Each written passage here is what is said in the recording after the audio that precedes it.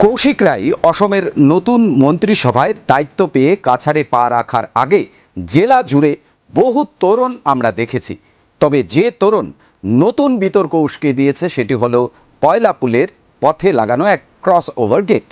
জনৈক ব্যক্তি ওই তরুণে হাত জোর করে দাঁড়িয়ে নবনিযুক্ত মন্ত্রীকে অভিনন্দন জানাচ্ছেন। এবারে তরুণের নিচে কি লেখা দেখুন।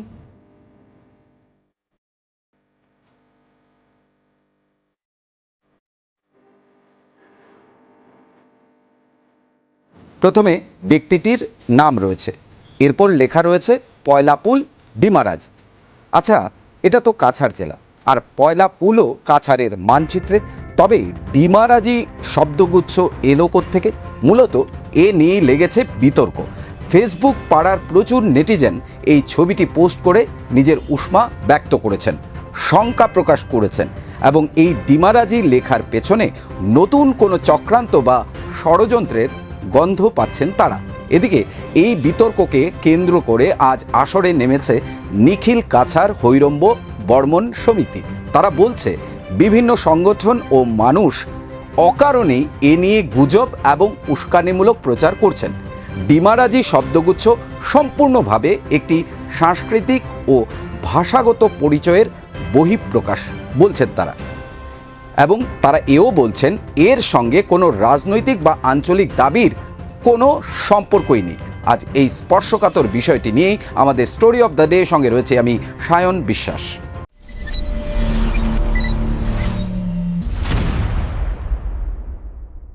ডিমারাজির অর্থ ঠিক কি? বর্তমান ডিমা হাসাও জেলাতে কাছাড়ের একটি বৃহৎ অংশকে সামিল করে ডিমাসা রাজ্য গঠনের যে ডাক কয়েক দশক আগে দেওয়া হয়েছিল, সেটাকেই মূলত ডিমারাজি হিসেবে পরিচিত। দীর্ঘদিন ধরেই ওই অঞ্চলের কিছু মানুষের চাপা দাবি হচ্ছে কাছাড়ের একটি বড় অংশই ডিমাসা রাজত্বের অংশ ছিল, তাই সেই অংশগুলিকে ডিমারাজির অন্তর্ভুক্ত করতে হবে। ইদানিং জঙ্গি গোষ্ঠী ডিএনএল এর সঙ্গে কেন্দ্র ও রাজ্য সরকারের ত্রিপাক্ষিক চুক্তির পর এই দাবি নতুন করে জোর পেয়েছিল।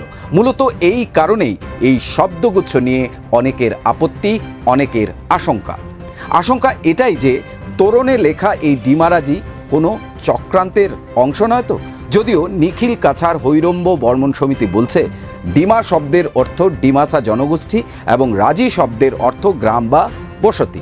সেই অর্থে ডিমারাজি বলতে শুধুমাত্র ডিমাসা গ্রাম বা ডিমাসা বসতিকেই বোঝানো হয়েছে। সমিতির এও দাবি, বিষয়টিকে ঘিরে কিছু ব্যক্তি ও সংগঠন ভুল ব্যাখ্যা দিয়ে অযথা বিভ্রান্তি ও বিতর্ক সৃষ্টি করেছেন।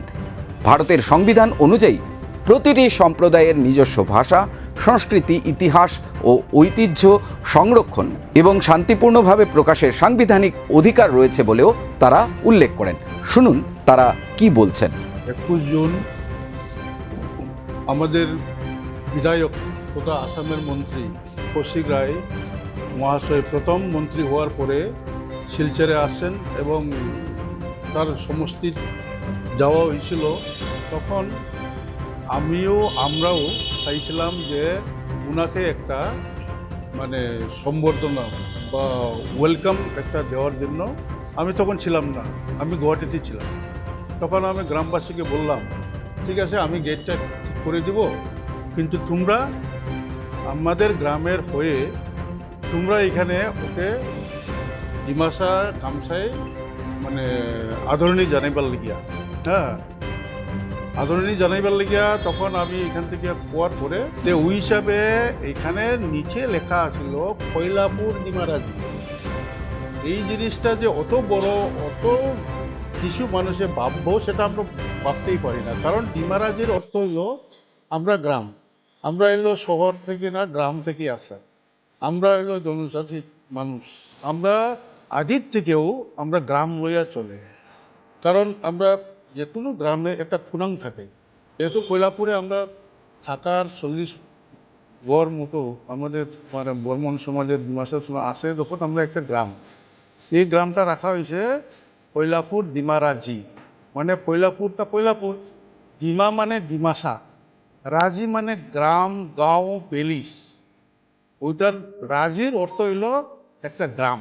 নবদা বর্মন ওনার নিচে যে ফটো দেওয়ার পর নিচে যে ইমারাজি দেওয়া হয়েছে সেটা নিয়ে ইদানিং যেভাবে জলগুলা করা হয়েছে, যেভাবে অশান্তির একটা বাতাবরণ সৃষ্টি করা হয়েছে, আমি বলছি সেটা সত্যি দুর্ভাগ্যজনক। এই কাছাড়ের এই সুন্দর পরিবেশের মধ্যে এইভাবে যে বিশৃঙ্খলা সৃষ্টি হয়েছে, এভাবে জলগুলা হয়েছে, সেটা সত্যি দুর্ভাগ্যজনক। গত দুর্গাপূজার সময়ে এই জয়পুর অঞ্চলেই দুই সম্প্রদায়ের মধ্যে সংঘর্ষ সৃষ্টির একটা আশঙ্কা দেখা দিয়েছিল।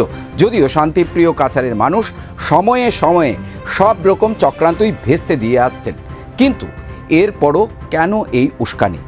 এই তো গত বছরই কাছাড়ের 19টি গ্রাম ডিমা হাসাওয়ে ঢুকিয়ে দেওয়ার এক প্রস্তাব এসেছিল, জানিয়ে পরে মন্ত্রী কৌশিক রায় থেকে শুরু করে রাজ্যের মুখ্যমন্ত্রী হিমন্ত বিশ্ব শর্মা পর্যন্ত হস্তক্ষেপ করতে বাধ্য হন। তারা বিবৃতি দিয়েছিলেন 19টি গ্রাম তো দূরের কথা, 19 ইঞ্চি কাছাড়ের জমিও কোথাও যাবে না।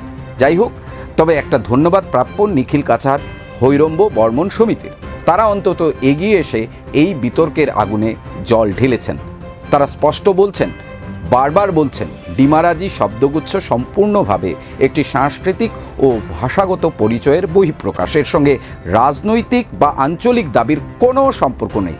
কিন্তু এরপরও বলতে হবে, যেহেতু এই শব্দগুচ্ছ বরাক উপত্যকার মানুষের সম্প্রীতির বাতাবরণে শঙ্কার জন্ম দেয়, তাই শব্দগুচ্ছ ব্যবহার হোক খুব খুব সতর্কতার সঙ্গে।